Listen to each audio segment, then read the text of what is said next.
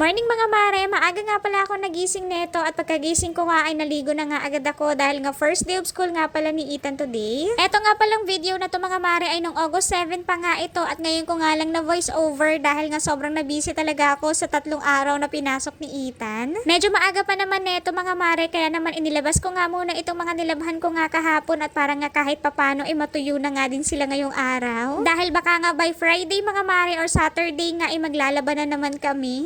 Nasa 7:30 AM pa lang yata yan mga mare at maaga talaga akong gumising dahil nga ang pasok nga pala namin ng first day ay 9:30 AM. Pagkatapos ko nga pala na isampay, ito nga pala mga damit namin sa labas mga mare ay dumiretso na nga din agad ako dito nga sa may kusina at tinignan ko nga itong sinain ko kung luto na nga. Hindi nga magbabaon ng kanin si Ethan mga mare pero ang breakfast nga namin ay kanin nga at request nga niya yan, nalutuan ko nga din daw siya nitong sausage. Kagabi kasi mga mare ay tinanong ko na nga siya kung ano nga ba yung gusto nga niyang almusal pagkagising niya at para nga mailuto ko na nga din bago pa nga siya gumising. Tulog pa nga siya niyan mga mare at mamaya ko na nga lang gigisingin pagka nga malapit na nga mag 8 AM at para nga makapag-adjust din kami ng oras dahil nga mabagal talaga siyang kumilos pagka bagong gising. Bukod nga pala sa sausage mga mare na babaunin nga niya dahil nga gusto nga niyang baunin yan ay nagluto na nga din pala ako ng isang itlog dito tsaka naman itong tira naming luncheon meat. Naglagay na nga pala ako ng kaunting oil dito sa pan mga mare tapos inuna ko nga palang iluto ito nga palang sausage. Alam niyo ba mga mare sobrang nakakatuwa nga to si Ethan dahil nga mas gusto nga niya yung mga ganitong sausage nga compare nga doon sa mga hotdog nga na kulay red. At kung papipiliin nga siya mga mare kung hotdog nga ba or itong luncheon meat, nako talagang luncheon meat nga ang pipiliin niya. Nasanay siguro ako mga mare na pagka nga bata, nako talagang sobrang favorite talaga ang hotdog pero si Ethan nako talagang hindi niya masyadong bet. Mas okay pa nga sa kanya mga mare ang pritong itlog nga tsaka naman toyo, nako mas favorite pa nga niya yun at mapapakain pa nga siya ng husto compare nga sa mga frozen food. Tosino lang talaga ang pinaka gusto niya mga mare na frozen foods nga at yun lang talaga yung nag-iisang gusto niya at wala nang iba. Kaya pagka nga nag-grocery kami mga mare ay isang pirasong tosino lang din naman yung binibili ko dahil nga hindi rin naman pwede na yun lagi yung ulamin niya. Tapos ang ginagawa ko na nga lang mga mare pagka nga gusto niya mag-ulam ng tosino, nako hinahati ko nga lang din yun at hindi ko nga niluluto ng buo dahil nga kayang-kaya nga niyang ubusin pagka nga niluto mo nga lahat. Bale, ito nga palang niluto ko ngayon na almusal namin mga mare ay para nga ito sa baon ni Ethan tsaka naman sa breakfast namin. Hindi rin kasi masyadong sanay si Ethan mga mare na mag-breakfast nga lang ng tinapay kaya madalas talaga yung almusal namin na kukanin nga kaya napapakain din ako ng kanin pagka nga umaga. Habang inaantay ko nga pala kumulo yung tubig mga mare ay nagayos nga muna ako dito at maglalagay nga lang din ako ng moisturizer tsaka naman kilay lang. Hindi rin naman ako masyadong nag-aayos mga mare or nagme-makeup talaga dahil nga hindi rin naman ako marunong. At pagdating naman sa pagkikilay mga mare nako hindi rin ako expert kaya madalas talaga ko mapapansin nyo yung kilay ko nako pinapatungan ko lang yan. Naglalagay nga din pala ako ng BB cream dyan sa may eye bags ko mga mare dahil nga napakalaki na nga at napakaitim pa. Hindi rin pala ako gumagamit ng lipstick mga mare at lip gloss lang talaga yung ginagamit ko madalas dahil nga feeling ko nga hindi talaga bagay sa akin ang mag-lipstick mga mare tsaka sobrang nakakapalan nga ako. Saktong-sakto naman mga mare na pagkatapos ko nga pala nag-ayos ay kumulo na nga din pala itong tubig o diba at napakabilis ko nga lang mag-ayos. Isinaling ko nga lang yung mainit na tubig sa thermos mga mare at mamaya na nga lang ako magtimpla nga ng kape dahil nga magpapainit pa nga ulit ako ng tubig para naman sa panligo ni Ethan. Hindi kasi masyadong sanay tumaligo mga mare ng maaga nga kaya kailangan talaga meron ngang mainit na tubig. Gising na nga din pala siya sa mga puntong yan mga mare kaya nag-umpisa na nga din pala ako magligpit dito ng hinigaan namin at nagtutulog-tulugan na nga lang. Hindi ko pa nga siya pinaliguan agad mga mare at maya-maya na nga lang kaya inasikaso ko nga muna itong kanyang babaunin. Bale, inilagay ko na nga pala dito sa kabilang side mga mare. Ito nga palang 4 na piraso nga na sausage tapos dito naman sa kabilang side ito naman yung kanyang cookies. Siya nga ang nag-request na ito mga mare at sinabi na nga niya to sa akin kagabi pa dahil nga sobrang excited nga ito sa kanyang first day. After ko nga pala naasikaso yung baon niya mga mare ay pinaliguan ko na nga din siya agad tapos ito na nga at bibihisan ko na nga siya. Sinuotan ko nga lang muna siya ng sando mga mare at mamaya ko na nga lang pala isusuot yung kanyang polo dahil nga kakain pa nga kami. Isinuot ko na nga din pala itong medyas niya mga mare at para nga mamaya ay yung sapatos na nga lang yung susuotin niya pagka nga aalis na nga kami. Sobrang excited nga nito mga mare at kusa na talaga siyang gumising today at sana lang talaga mga mare na magtuloy-tuloy talaga to. Bale, eto nga palang first day of school nila mga mare ay 1 hour pa nga lang sila tapos sa mga susunod nga na araw ay 2 hours na. Bale, Monday to Thursday nga mga mare ay 2 hours tapos pagka nga Friday ay 1 hour na lang. Bale, nursery lang pala si Ethan mga mare dahil nga 4 years old pa nga lang siya pero parang 5 years old na nga dahil nga matangkad siya. Fast forward na nga mga mare at nakakain na nga kami nito at nag-uusap na nga lang sila ng kanyang lola dito sa video call. Sa sobrang excited nga niya pumasok sa school mga mare ay natawagan na nga niya yata lahat ng lola niya para nga ipakita yung kanyang uniform. Hay nako mga mare, parang kailan lang ay karga-karga ko pa nga lang siya pero ngayon nga nasa school na siya. At syempre mga mare, hindi mawawala yung ganitong photo booth pagka nga first day of school. O siya, yun lang muna. See you on my next vlog.